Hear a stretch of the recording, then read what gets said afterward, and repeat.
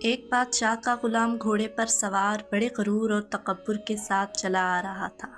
اس کے انداز میں اکڑ اور چہرے پر فخر صاف جھلک رہا تھا۔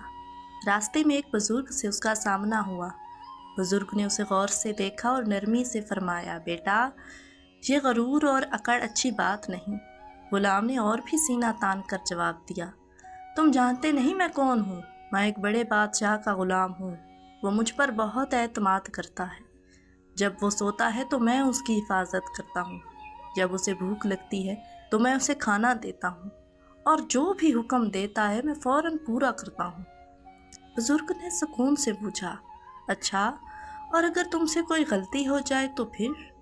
غلام نے ذرا سا رک کر کہا، تو مجھے سخت سزا دی جاتی ہے، کوڑے مارے جاتے ہیں۔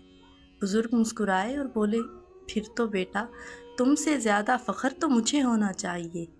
غلام حیران رہ گیا اور بولا، وہ کیسے؟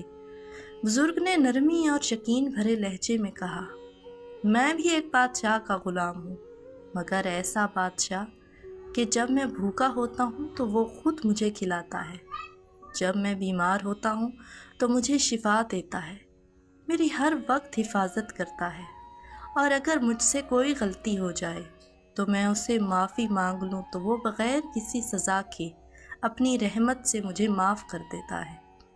یہ سن کر غلام کا غرور ٹوٹ گیا، اس کی آنکھوں میں نمی آ گئی۔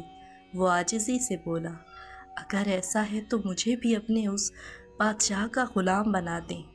بزرگ نے مسکرا کر کہا، بس اللہ کا ہو جا، ایسا مالک تجھے کہیں اور نہیں ملے گا۔